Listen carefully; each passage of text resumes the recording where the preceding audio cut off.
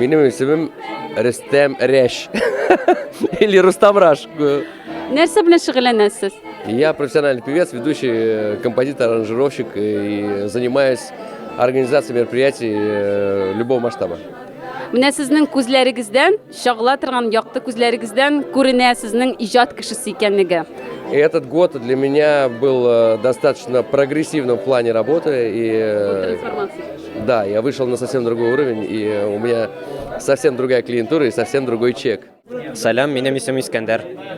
Искәндәр, безнең менә бүген шундый сорау, безнең 2023 ел азагына килеп җитә. Синең өчен ул нинди ел булды? Уңышлымы, читенме, авырлыклар белән тулган елмы?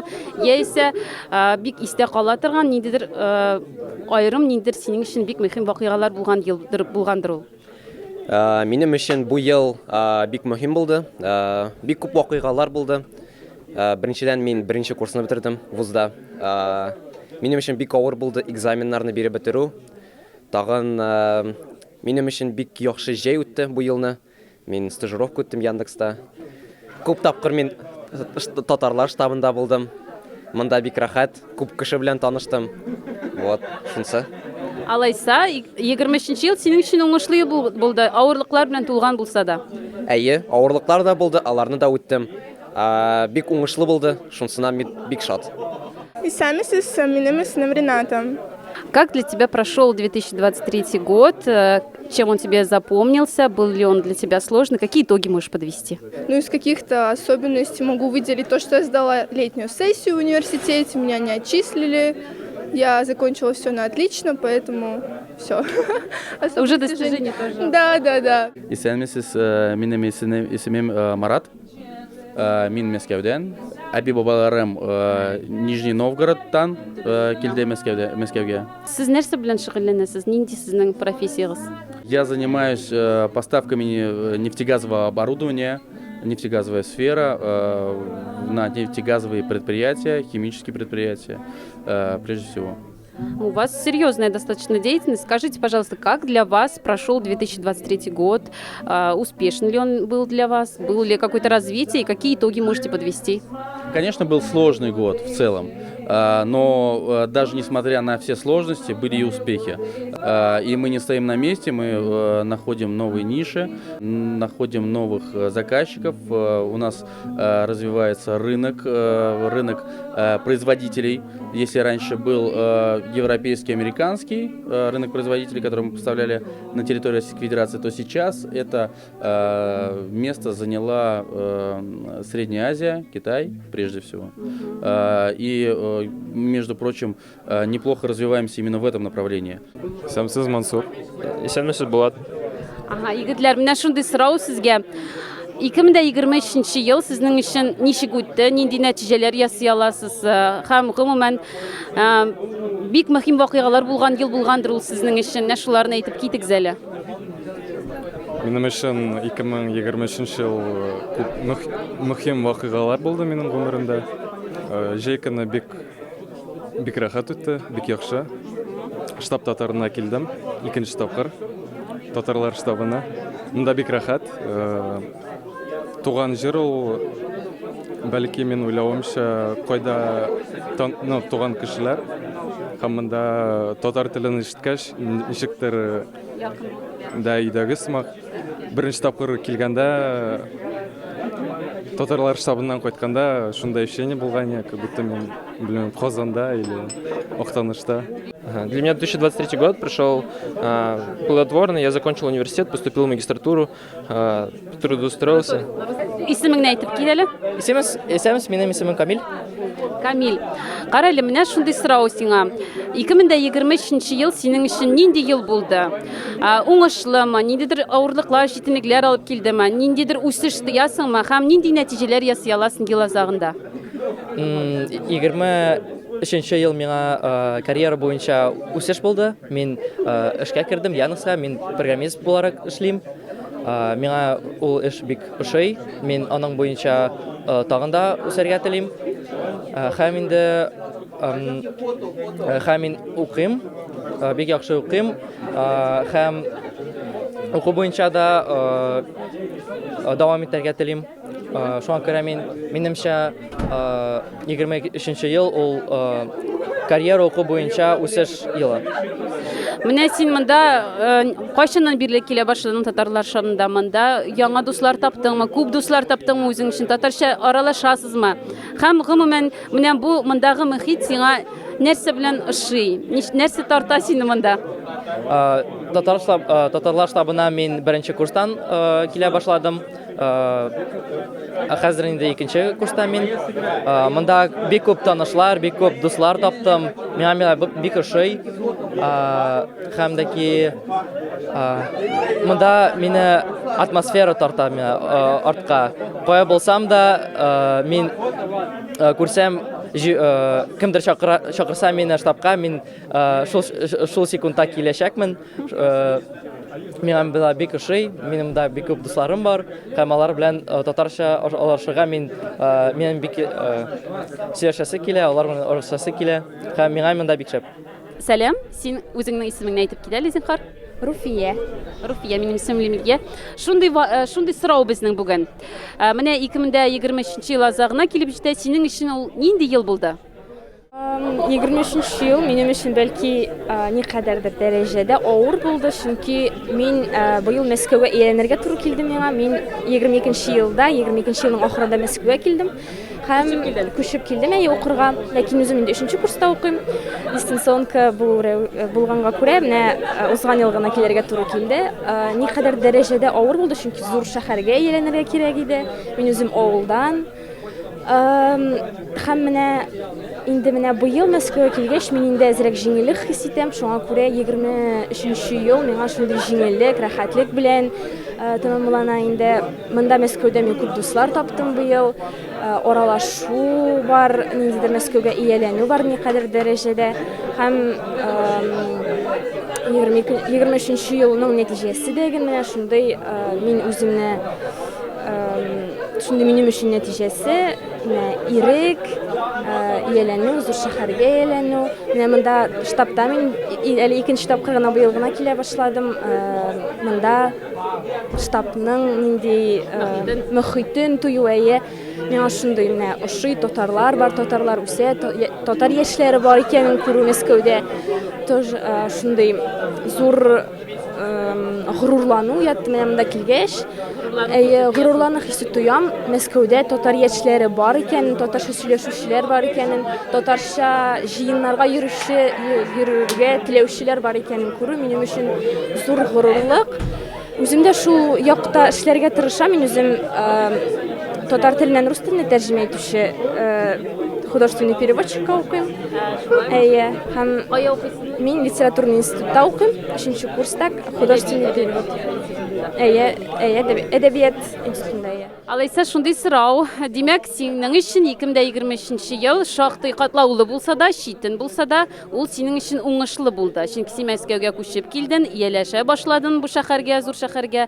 Татарлар штабы турында белдең, яңа дуслар таптың һәм гомумән ел азагында шундый нәтиҗәләр ясый аласың.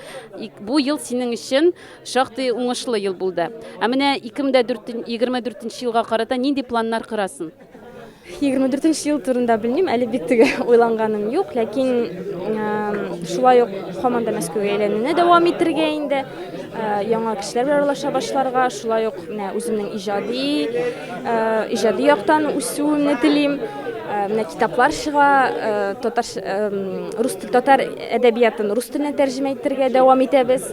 Шул яктан үсергә һәм шушы татар мөхитен яңадан ныгытырга, штабка күбрәк йөрергә, бәлки татарлар белән аралашырга, шулай руслар белән дә инде әлбәттә. Менә шундый планнар. Татарлар штабына карата нинди теләкләрең бар синең? Татарлар штабына нинди теләкләр үсәргә инде әлбәттә беренче теләк. Ләкин миңа калса, монда инде күп әйбер бар, күп әйбер эшләнгән, күп нәрсәләргә ирешелгән. Шундый татар мөхите тудырылган, татар җирлеге, татар урыны бар. Һәм менә шуны алга таба да сакларга кирәк, минемчә, үстерергә, яшьләр арасында популярлаштырырга кирәк. шушы эшне дәвам итәргә һәм шундый татарларны җыя ала торган урын булуын дәвам итәргә кирәктер дип уйлыйм. Татарлар штабына син күптәннән киләсең. Монда дусларың күпме? Монда дусларым күп, әмма мин монда 4-нче тапкыр гына, чөнки дуслар күптән түгел генә чакыра башлады. Вот. Менә бу елны как раз таки йөри башладым гына әле. Алайса дуслар күптән үзләре генә килеп йөргәннәр. Сине чакырдылар күптән түгел генә, да? Әйе, менә дустым Камил, монда һәр көнне йөри почти. Мине чакырды күптән түгел генә. Үзем шаккаттым аныга. На 2024 год какие цели, задачи ставишь перед собой и что можешь пожелать штабу татар? Беренчедән татарлар штабына минем теләгем студентлар килегез, монда рәхәт, позитивный кешеләр, яңа танышлар сезгә булачак. Күбегез бәлки Москвага күптән түгел генә килгән, һәм аларның бик танышлары булмаска, может, шуңа килегез, сөйләшегез, аралашыгыз. Монда гармондауниялар, ашаталар. Һәм 2024 елга үземнең планнар. В 2024 году хочу пожелать штабу татар, чтобы как можно больше ребят из Татарстана, те, кто, в принципе, татары из других регионов, приходили сюда уже именно, возможно, абитуриентами, когда они только поступят, сразу же приходили сюда. Вот на моем примере я могу сказать, что уже в Москве 5-й год, и когда я только поступал, я мог уже намного больше разговаривать на татарском языке. Сейчас, как мы выяснили, уже забывается, и поэтому нужна практика, и очень важно, я считаю, знать свой родной язык, на котором разговаривали наши родители, наши бабушки, дедушки. Поэтому хочу пожелать штабу татар как можно больше людей, которые горят именно желанием поддерживать какие-то свои национальные традиции, национальный язык. Я хотела бы пожелать процветания, чтобы как можно больше народу сюда приходило, чтобы как можно больше народу было заинтересовано этим, чтобы штаб процветал, набирал популярность. И спасибо большое Рустаму Фаизовичу за его деятельность. Какие планы у вас на следующий, на 2024 год? Что вы ожидаете от следующего года? Ожидаю реализации некоторых медийных проектов, популяризировать свою музыку, которую я пишу на достаточно высоком уровне, и, как показывает время, мои песни поют, подпевают, запоминают и передают своим друзьям. Я нижегородский татарин, я писал песни про речку Пьяна, которую знают достаточно большое количество людей, и аудитория именно нижегородская. Также я написал песню, которая называется «Татар халкы». Под нее танцуют все русские, когда даже включаю их на русских мероприятиях. Алайса, менә сезнең татар халкы дигән җырдан бер куплетны укып китә аласызмы? Да, и это хитрость, кстати. Песня «Татар халкы», я ее сделал куплеты сделал из татарских нижегородских частушек.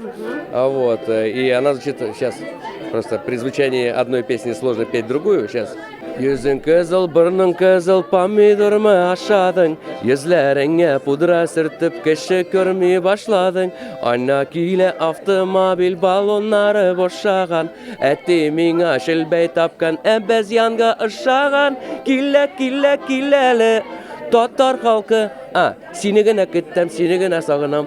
Tanışır sözleri, kille kille killeli, tatar halkı. Seni gene küttem, seni gene sağınam. Бірге жырлый әлі. Татарлар штабына нинди теләкләрең бар? Менә хәзер безнең ел азагына килеп җитә 23-нче ел, алда яңа ел. Нинди теләкләрең бар гомумән? Ну, минем теләгем бер инде татар штабы үзенең эшләрен дәвам итсен, безне җыйсын, безне берләштерсен һәм минем шундый теләкләрем. Синең татарлар штабына карата нинди теләкләрең бар? Нәрсә телисең яңа 24-нче елда? Теләкләрем, мин татар штабын үзгәртә димәс идем, чөнки монда барысы да яхшы. Әмма мин теләкләр теләр идем кешеләргә монда килгән. Аларга теләр идем 2024 елны яхшы итеп үткәрергә, яңа максатлар куярга, аларны ирешергә. Вот шунсы. Сейчас поговорим немножечко о штабе татар. Как часто вы здесь бываете, чем он вас привлекает? Очень много молодежи, которые собираются по своим интересам, общаются на нашем родном языке, развивают этот язык, он не остается забытым языком. И это приятно, это очень приятно слышать, потому что я человек, рожденный в Москве, выросший в русскоязычной среде. Я хоть как-то там знаю свой язык. Я думаю, что очень многие его давно позабыли, потому что в окружении очень много таких татар. А здесь вот люди собираются для того, чтобы не стоять на месте, а развивать язык, и это очень приятно. Приятно, что есть такие единомышленники, которые сюда собираются, развивают. Я думаю, у них очень большое будущее, и большие перспективы, у них все в дальнейшем получится. Вообще, я недавно начала ходить, меня сюда привела моя подруга. В первый раз, я помню, как только я зашла в штаб, ко мне сразу подошел Рустам Фаизович, начал со всеми знакомить. Он спросил сразу, откуда у меня корни. Я сказала, у меня корни из Казани и из Нижегородской области. Он сразу меня познакомил со всеми ребятами с этих районов. Вот. Ну и с этого момента я достаточно часто начала тут появляться и завела очень много друзей. Татарский штаб – это уникальное место, в главе которой уникальный человек. Вот, особенный, и я окружаю себя только очень интересными, особенными людьми. Рустам Фаизович – это как раз-таки тот человек. Рустам Фаизович – особенный тип, который встречается, ну, не знаю, там 1 на миллион человек. У него энергетика, харизма, которая позволяет собирать людей в любом формате. У него есть вкус, у него есть воспитание, у него есть идея и у него есть драйв. Рустам Фаизович, без бүген кешеләр белән аралашабыз 2023 елның нәтиҗәләре турында. Һәрбер студент сөйләп китте үзенең быелда булган уңышлары, вакыйгалары турында. Сезнең өчен 2023 ел ничек узды? Нинди нәтиҗәләр ясый аласыз? Штаб хакында да, үзегезнең шәхси тормышыгыз турында да. Ну, бу 23 ел ул азрак катлаулырак булды. Безнең илдә азрак мәшәкатьләргә катлаулырак нәрсәләр, ансын инде беләсез дә. Ну шул даже шундый менә катлаулы, мәшәкатьле вакыйгалар, ниләр булганда да, барыбер без оптимизм белән җыелдык, бергә җырлар җырладык, бергә кичләр утырдык. Шулай итеп ул бик файдалы күп чаралар булды безнең. Сез авыр чакларда да кешеләрне бергә аралаштырасыз, җыясыз, бергә оештырасыз шундый бик кирәкле вакыйгалар, кирәкле очрашулар һәм шуңа күрә кешеләрнең рухы оптимистик рухта, алар алга таба атлыйлар һәм сезнең әлбәттә сезнең бу вакыйгаларда ролегез бик зур. Һәм алга таба 2024 елда нинди планнарыгыз бар?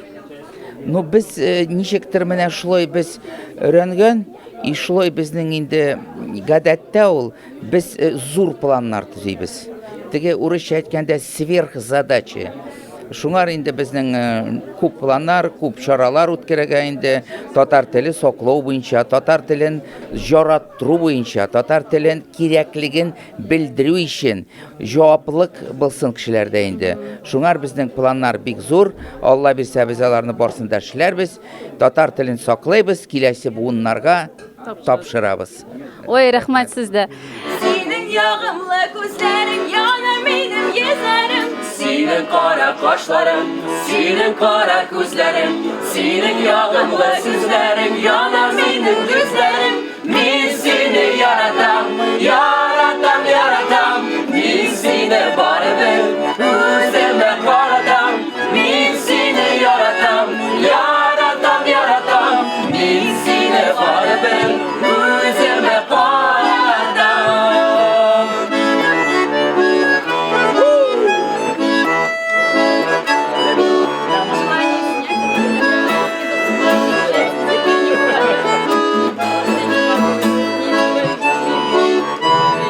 Sandığaçını kursan yola düzülgenleri, Erken bilmi yüreğimden niye ezilgenleri. Sandığaçını kursan yola düzülgenleri, Erken bilmi yüreğimden niye ezilgenleri. Min seni yaratam, yaratam, yaratam, min seni varım, özüme karatam. Min seni yaratam, yaratam, yaratam, min seni varım, özüme karatam.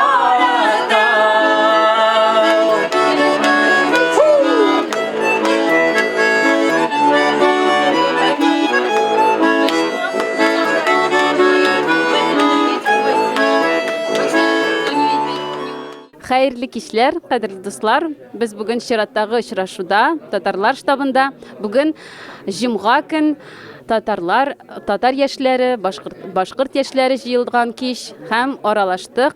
Һәрбер студент үзенең бу елга карата фикерләрен, нәтиҗәләрен чыгарды. Ничек ни рәвешле алар өчен 2023 ел узды, нинди вакыйгалар белән, авырлык, читенлекләр беләнме, уңышлар беләнме.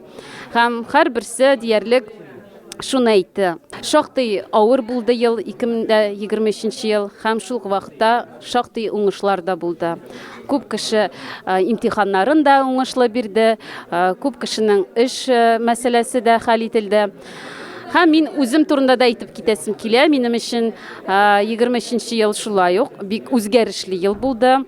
Мин татарлар штабында әлбәттә үземнең эшчәнлегемне дәвам итәм. Аны яктырту буенча, татарлар штабындагы вакыйгаларны яктырту буенча. Һәм тагын мин мәктәптә эшли башладым. СММ булып, мәктәптәге тормышларны яктыртам. Балалар тормышын. Һәм шуның эчендә минем өчен 23 ел шуңа күрә вакыйгалар, яңа вакыйгалар белән тулган ел булды. Һәм безнең алда инде 2024 ел. Шуңа күрә барлык авырлыклар, читенлекләр калсын иске уза торган елда. Алга таба бары тик уңышлар, бик күңелле әйбәт вакыйгалар, яңа дуслар, яңа яхшы танышлар килеп торсын, бик яхшы вакыйгалар булып торсын һәрберебез өчен дә. Һәм әлбәттә яңа елда теләкләр телибез килә. Чөнки яңа елда бит безнең кыш бабай белән кар кызы килә. Һәм ул тылсымлы вакыйга һәрберебез өчен бала чактан ук яңа ел ул бик сагынып көтеп ала торган бик олы бәйрәм. Шуңа күрә теләкләрегезне теләгез, кыш бабайга үзегезнең хатларыгызны язып җибәрегез. Һәм хәзер андый хатны язу өчен иң кирәкле, иң уңайлы вакыт. Иң изге теләкләрегезне язып, хатка җибәрегез кыш бабайга. Кыш бабай яңа елда килеп, сезнең барлык теләкләрегезне тормышка ашырсын. Амин, шулай булсын. Барчагызга да уңышлар телим. Һәм әлбәттә безнең татарлар штабы зур үсешкә ирешсен, яңа зур вакыйгаларны оештырсын, яңа очрашулар, яңа максатларга ирешсен. Без татарлар штабына бары тик уңышлар телибез. Яңа ел белән сезне, киләсе яңа ел белән сезне, дуслар. Өстәледә ялгышын аяк, шәйле суыны беткән. Ялгыш шәйледә тәме юк, эшләрдә синсез иткән. Гомерем шулай узар бүген, сине генә көтеп. Ялгызым өстәл янында суынга җитмәшем. Гомерем шулай узар бүген, сине генә көтеп. Ялгызым